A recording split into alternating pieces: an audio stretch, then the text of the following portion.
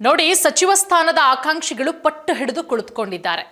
ಅದರಲ್ಲಿ ವಿಜಯನಗರ ಶಾಸಕರಾದಂತಹ ಎಂ ಕೃಷ್ಣಪ್ಪ ಏನೇ ಮನವೊಲಿಕೆಯ ಪ್ರಯತ್ನ ಮಾಡಲಿ, ಎಷ್ಟೇ ಮನವೊಲಿಸುವಂತಹ ಪ್ರಯತ್ನ ಮಾಡಲಿ, ರಣದೀಪ್ ಸಿಂಗ್ ಸುರ್ಜೇವಾಲಾ, ಅದರ ಜೊತೆಗೆ ಸಿಎಂ ಡಿ.ಕೆ. ಶಿವಕುಮಾರ್ ಅವರು, ಬಾಲಕೃಷ್ಣ, ಚಲುವರಾಯಸ್ವಾಮಿ ಯಾರೇ ಹೋಗಿ ಮನವೊಲಿಕೆಯ ಪ್ರಯತ್ನ ಮಾಡಿದ್ರೂ ಕೂಡ ನೋ, ಅದನ್ನು ಬಿಟ್ಟು ಬೇರೆ ಮಾತಾಡಿ, ಅದೆಲ್ಲ ನನಗೆ ಗೊತ್ತಿಲ್ಲ, ನನಗೆ ಸಚಿವ ಸ್ಥಾನ ಬೇಕೇ ಬೇಕು ಅಂತ ಹೇಳಿ ವಿಜಯನಗರ ಶಾಸಕರಾದಂತಹ ಎಂ ಕೃಷ್ಣಪ್ಪ ಅವರು ಪಟ್ಟು ಹಿಡಿದು ಕುಳಿತುಕೊಂಡಿದ್ದಾರೆ.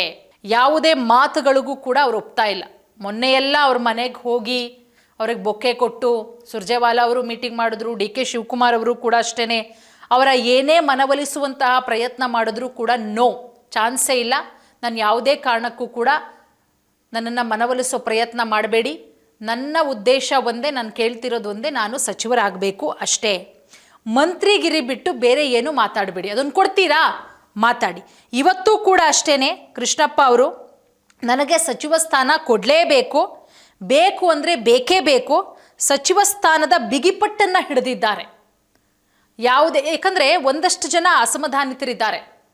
ಕಾಂಗ್ರೆಸ್ ಪಕ್ಷದ ಹಿರಿಯ ಶಾಸಕರುಗಳು ತಮಗೆ ಸಿಗುತ್ತೆ ಸಚಿವ ಸ್ಥಾನ ಅಂತ, ಅಲ್ಲಿ ಒಂದಷ್ಟು ಜನ ಬಹಿರಂಗವಾಗಿ ರಾಜೀನಾಮೆ ಕೊಡ್ತೀನಿ ಅಂತಲೇ ಹೇಳಿದ್ರು, ರಾಜೀನಾಮೆ ಪತ್ರವನ್ನು ಕೂಡ ಕಳಿಸಿದ್ರು, ಅದಾದಮೇಲೆ ಅದನ್ನು ವಾಪಸ್ ತಗೊಂಡ್ರು. ಸಿಎಂ ಡಿ.ಕೆ. ಶಿವಕುಮಾರ್ ಅವರ ಮನವೊಲಿಸುವಂತಹ ಪ್ರಯತ್ನ ಅಲ್ಲಿ ವರ್ಕೌಟ್ ಆಯಿತು. ಬಟ್ ಎಂ ಕೃಷ್ಣಪ್ಪ ಅವರನ್ನು ಸೇರಿದಂತೆ ಇನ್ನೊಂದಿಷ್ಟು ಜನರ ಮನವೊಲಿಸುವಂತಹ ಪ್ರಯತ್ನ ಸಕ್ಸಸ್ ಆಗ್ತಾ ಇಲ್ಲ. ಯಾವುದೇ ರೀತಿಯ ಭರವಸೆಗೂ ಕೂಡ ಎಂ ಕೃಷ್ಣಪ್ಪ ಅವರು ಬಗ್ತಾ ಇಲ್ಲ. ಸಚಿವ ಸ್ಥಾನ ಸಿಗದೆ ಸಿಡಿದೆದ್ದಿದ್ದೋದ್ರಲ್ಲಿ ಎಂ ಕೃಷ್ಣಪ್ಪ ಅವರು ಮುಂಚೂಣಿಯಲ್ಲಿದ್ದಾರೆ. ಸಿಡಿದೇಳ್ತಾರೆ, ನನಗೆ ಸಚಿವ ಸ್ಥಾನ ಬೇಕು, ಯಾಕಂದರೆ ಅವರ ಪುತ್ರ ಪ್ರಿಯಾಕೃಷ್ಣ ಅವರ ಹೆಸರು ಕೂಡ ಕೇಳಿಬರ್ತಾ ಇತ್ತು. ಗೋವಿಂದರಾಜನಗರ ಕ್ಷೇತ್ರದ ಶಾಸಕರು, ಪ್ರಿಯಾಕೃಷ್ಣ ಅವ್ರಿಗಾದರೂ ಸಚಿವ ಸ್ಥಾನ ಸಿಗುತ್ತೆ ಅಂತ ಪ್ರಿಯಾಕೃಷ್ಣ ಅವ್ರಿಗೂ ಸಿಗಲಿಲ್ಲ, ಕೃಷ್ಣಪ್ಪ ಅವ್ರಿಗೂ ಸಿಗಲಿಲ್ಲ. ಯಾಕೆ ಅಂದರೆ ಪಕ್ಷದ ನಿಷ್ಠಾವಂತ ನಾಯಕರುಗಳಲ್ಲಿ ಮುಂಚೂಣಿ ಸಾಲಲ್ಲಿ ನಿಲ್ತಾರೆ. ಅದಾದ ಮೇಲೆ ಸುರ್ಜೇವಾಲಾ ಅವರು, ಸಿಎಂ ಡಿ.ಕೆ. ಶಿವಕುಮಾರ್ ಅವರು ಎಂ ಕೃಷ್ಣಪ್ಪ ಅವರ ಮನೆಗೆ ಭೇಟಿ ಕೊಟ್ಟು ಕ್ಲೋಸ್ ಡೋರ್ ಮೀಟಿಂಗ್ ಕೂಡ ಮಾಡ್ತಾರೆ. ಬಟ್ ಅದ್ಯಾವುದು ಕೂಡ ಸಫಲ ಆಗಲಿಲ್ಲ, ಎಲ್ಲವೂ ಕೂಡ ವಿಫಲ ಆಗುತ್ತೆ. ಹೇಗೆ ಅಂದರೆ ಕಾಂಗ್ರೆಸ್ನಲ್ಲಿ ಕೊತ ಅಂತ ಕುದೀತಾ ಇದೆ. ಹೈಕಮಾಂಡ್ ಕೂಡ ಅಷ್ಟೇ, ಸಚಿವ ಸ್ಥಾನ ನೂತನ 19 ಜನ ಸಚಿವರುಗಳು ಪ್ರಮಾಣ ವಚನ ಸ್ವೀಕಾರ ಮಾಡಿದ್ದಾರೆ. ಅವರವರ ಕೊಠಡಿಗಳು ಫಿಕ್ಸ್ ಆಗಿದೆ. ವಿಕಾಸಸೌಧದಲ್ಲಿ, ವಿಧಾನಸೌಧದಲ್ಲಿ ಅಷ್ಟೇ, ಕೊಠಡಿಗಳಿಗಿನ್ನೂ ಪೂಜೆನೇ ಮಾಡಿಲ್ಲ. ಯಾಕೆ ಅಂದರೆ ಯಾವ ಸಚಿವರುಗಳಿಗೆ ಯಾವ ಖಾತೆ ಅನ್ನೋದೇ ಇನ್ನೂ ಹಂಚಿಕೆ ಆಗಿಲ್ಲ.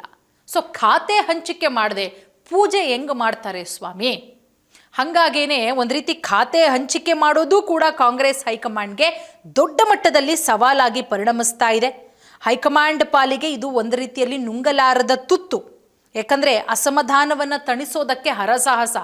ನೇರ ಸುರ್ಜೇವಾಲಾ ಅವರೇ ಅಖಾಡಕ್ಕಿಳಿದ್ರೂ ಕೂಡ ಅವ್ರು ಯಾರನ್ನೂ ಕೂಡ ಮನವೊಲಿಸುವಂತಹ ಪ್ರಯತ್ನವನ್ನು ಮಾಡೋಕ್ಕಾಗ್ತಾ ಇಲ್ಲ. ಬಂಡಾಯ ಬಾವುಟ ಹಾರಿಸೋರ ಜೊತೆ ಮಾತನಾಡ್ತಾ ಅಸಮಾಧಾನದ ಬೆಂಕಿ ನಂದಿಸುವ ಪ್ರಯತ್ನ ಮಾಡ್ತಾ ಇದ್ದಾರೆ ಕಳೆದ 3 ದಿನಗಳಿಂದ. ಬಟ್ ಸಾಧ್ಯ ಆಗ್ತಾ ಇಲ್ಲ. ಅದರಲ್ಲೂ ವಿಜಯನಗರ ಶಾಸಕರಾದಂತಹ ಎಂ ಕೃಷ್ಣಪ್ಪ ಅವರು ಇವತ್ತೂ ಕೂಡ ಮಾಧ್ಯಮದವರ ಮುಂದೆ ಹೇಳಿದ್ದಾರೆ, ನೋ ವೇ, ಚಾನ್ಸೇ ಇಲ್ಲ, ನನಗೆ ಸಚಿವ ಸ್ಥಾನ ಬೇಕು ಅಂದರೆ ಬೇಕೇ ಬೇಕು. ಅದರಲ್ಲೂ ಎಂ ಕೃಷ್ಣಪ್ಪ ಮುಂಚೂಣಿಯಲ್ಲಿರೋದು. ಸುರ್ಜೇವಾಲಾ ಅವರು ಅವ್ರ ಮನೆಗೆ ಹೋಗಿ ಮನವೊಲಿಸುವಂಥ ಪ್ರಯತ್ನ ಮಾಡಲಿ, ಸಿಎಂ ಡಿ.ಕೆ. ಶಿವಕುಮಾರ್ ಅವರೇ ಪ್ರಯತ್ನ ಮಾಡಲಿ, ಯಾರೇ ಪ್ರಯತ್ನ ಮಾಡಿದ್ರೂ ಕೂಡ ನೋ ವೇ, ನನಗೆ ಬೇಕೇ ಬೇಕು, ಮಂತ್ರಿ ಸ್ಥಾನ ನಮಗೆ ಬರಬೇಕಾದಂಥ ಅಧಿಕಾರ ಅಷ್ಟೇ, ನಾವು ಅಧಿಕಾರ ಕೇಳ್ತಾ ಇದ್ದೀವಿ ಸ್ವಾಮಿ. ಮೊದಲಿಗೆ ಏನಂತ ಹೇಳಿದ್ರು, ಸಿಎಂ ಬಂದಿದ್ರು, ಕೆಲವೊಂದಿಷ್ಟು ಮಿಸ್ಟೇಕ್ ಆಗಿದೆ, ಸರಿ ಮಾಡ್ತೀನಿ ಅಂದರು. ಅದೇನು ಮಾಡ್ತಾರೋ ಗೊತ್ತಿಲ್ಲ, ಅದೇನು ಮಿಸ್ಟೇಕ್ ಆಗಿದೆಯೋ ಗೊತ್ತಿಲ್ಲ. ಅವ್ರು ಹೇಳಿದ್ರು ಯಾರು ಸ್ಟ್ರಾಂಗ್ ಆಗಿದ್ದಾರೋ ಅದರಲ್ಲಿ ಹಿರಿಯರು ಇರಬಹುದು, ಕಿರಿಯರು ಇರ್ಬೋದು, ಮೊದಲನೇ ಬಾರಿ ಶಾಸಕರಾದರೂ ಇರಬಹುದು, ಅಂಥವರಿಗೆ ಸಚಿವ ಸ್ಥಾನ ಕೊಡಲಾಗತ್ತೆ. ಬಟ್ ನಾವು ಸಚಿವ ಸಂಪುಟ ವಿಸ್ತರಣೆಯನ್ನು ನೋಡಿದಾಗ ಆ 19-20 ಜನರ ಪಟ್ಟಿ ಏನು ಬಂತು, ಅವ್ರು ಹೇಳ್ದಂಗಿಲ್ಲ. ಸೊ ಹಾಗಾಗಿ ಅದೇನು ಮಿಸ್ಟೇಕ್ ಆಗಿದೆಯೋ ಗೊತ್ತಿಲ್ಲ, ನನಗೆ ಸಚಿವ ಸ್ಥಾನ ಹೊರತುಪಡಿಸಿ ಬೇರೆ ಏನೂ ಬೇಡ, ಅವ್ರೇನು ಹೇಳಿದ್ರು ಕೂಡ ನಾನು ಕೇಳಲ್ಲ ಅಂತ ಹೇಳಿ ಪಟ್ಟು ಹಿಡಿದು ಕುಳಿತುಕೊಂಡಿದ್ದಾರೆ. ಅದರ ಜೊತೆಗೆ ಡಿ.ಕೆ. ಶಿವಕುಮಾರ್ ಅವರು ಹೇಳ್ತಾರೆ ಎಲ್ಲ ಸರಿಯಾಗಿದೆ, ಏನೂ ಸಮಸ್ಯೆ ಇಲ್ಲ ಅಂತ. ಬಟ್ ಎಂ ಕೃಷ್ಣಪ್ಪ ಅವರು ಬಹಿರಂಗವಾಗಿ ಮಾಧ್ಯಮಗಳ ಮುಂದೆ ಸ್ಟೇಟ್ಮೆಂಟ್ ಕೊಡ್ತಾರೆ, ಬೇಕೇ ಬೇಕು ಅಂದರೆ ಬೇಕೇ ಬೇಕು ಅಂತ ಹೇಳಿ ಹಠ ಹಿಡಿದು ಕುಳಿತುಕೊಂಡಿದ್ದಾರೆ. ಸೊ ಇದು ಕಾಂಗ್ರೆಸ್ ಹೈಕಮಾಂಡ್ಗೆ ಡಿ.ಕೆ. ಶಿವಕುಮಾರ್ ಅವರಿಗೆ ತಲೆನೋವಾಗಿ ಪರಿಣಮಿಸಿದೆ. ಇನ್ನು ಖಾತೆ ಹಂಚಿಕೆ ಆದಾಗ ಮತ್ತೊಂದಿಷ್ಟು ಗೊಂದಲ ಸೃಷ್ಟಿಯಾಗೋದ್ರಲ್ಲಿ ಯಾವುದೇ ರೀತಿಯ ಅನುಮಾನ ಇಲ್ಲ. ನಮಗೆ ಆ ಖಾತೆ ಬೇಕಿತ್ತು, ಈ ಖಾತೆ ಬೇಕಿತ್ತು. ಯಾಕಂದರೆ ಒಂದಷ್ಟು ಜನ ನಮಗೆ ಪರ್ಟಿಕ್ಯುಲರ್ ಆಗಿ ಇಂಥದ್ದೇ ಖಾತೆ ಕೊಡಿ, ಜಮೀರ್ ಅವರು ನನಗೆ ವಸತಿ ಖಾತೆನೇ ಕೊಡಿ, ಕಳೆದ ಬಾರಿ ಇದ್ದಂತಹ ಖಾತೆನೇ ಕೊಡಿ ಅಂತ ಹೇಳಿ ಕೇಳಿದ್ದಾರೆ.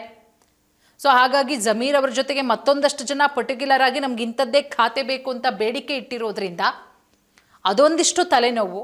ಮತ್ತೊಂದು ಕಡೆ ಅಸಮಾಧಾನಿತರನ್ನು ಶಮನ ಮಾಡೋದು ಹೇಗೆ ಅನ್ನೋದು ಗೊತ್ತಾಗ್ತಾ ಇಲ್ಲ. ಒಟ್ಟಾರೆ ಯಾವ ರೀತಿ ಬ್ಯಾಲೆನ್ಸ್ ಮಾಡುತ್ತೆ ಹೈಕಮಾಂಡು ಕಾದು ನೋಡಬೇಕು.